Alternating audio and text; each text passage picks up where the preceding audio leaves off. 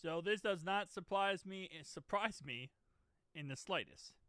So the Bengals are not expected to go after or sign a guard in any capacity before training camp starts.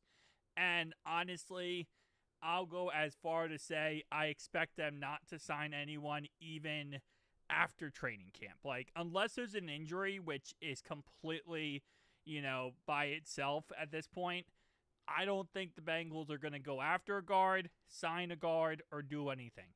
And the reason why I say that is because they like who they have on the roster. And especially when it comes to training camp, I've said this before, you kind of do want to get the young guys as much reps as possible, and you want to see what you have in your young talent. Because while you can go out there and sign an offensive guard, which I would love to see them go and sign a veteran guard, like Dalton Risner, like Will Hernandez, like Brandon Sheriff, at the end of the day, for your future team, you want to, kind of do some homegrown talent. So I'm not surprised. I'm sure, Scott Peters very much loves the guys we have. So it's one of those situations where I just don't think they're going to do anything. And it looks like the reports are they're not. Paul Del Nerds did say new offensive line coach Scott Peters sounds content with those battles, and there hasn't been a clamoring to add another body to the mix. And you gotta remember, we did technically add a veteran this offseason. We added what's his name? Lucas Patrick. So we technically did add a right guard veteran, quote unquote, but listen, it is what it is, right? We're going to go into the season, and so far, Dylan Fairchild looks great. And again, I'm saying all this barring any injury, okay? If there's an injury, everything I'm saying here goes out the window, right? Everything I'm saying here, completely 180s. But barring an injury, there's really just no point. There's no point.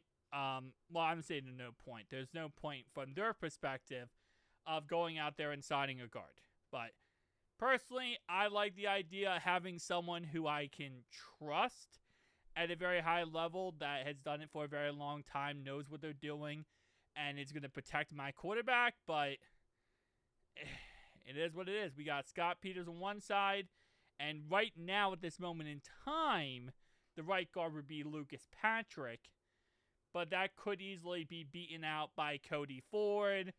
Jalen Rivers could also somehow take over that job. Jackson Kirkland could take over that job. Maybe they move Teddy K to right guard and make Matt Lee to center. Like, there are options. And that's one thing I feel like for offensive line play that we haven't had over the last period of time is capable options to take over. So it's more like we're just going with plan A, B, C, D, E, F, G and seeing which ones work, rather than going with a veteran and, which again, listen, at the end of the day, we went Trent Brown, right? We went Trent Brown. Trent Brown didn't work out. It's not like a veteran automatically works out, but you just have that kind of insurance and you feel more comfortable knowing, okay, I got a guy who's played in the league for a very long time. I have someone who I know can play at a high level. I have a rookie or young guys behind him to develop and learn. And then I can kind of wait for the process rather than throwing a rookie out there, which we're going to most likely. We also do have Cordell Volson. Funny how I haven't mentioned him yet, but there's a reason, because he now has a new contract based on play time, and my assumption is because of that, he's not going to get many reps, or as much reps, because he has to play, I don't know the exact number of snaps, but there's a percentage of snaps he has to play in order to get his bonuses.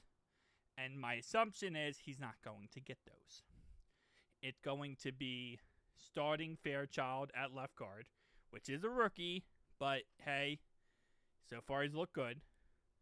Right guard is going to be Lucas Patrick, and we'll see how that works out. Hey man, I got faith in Scott Peters, you know?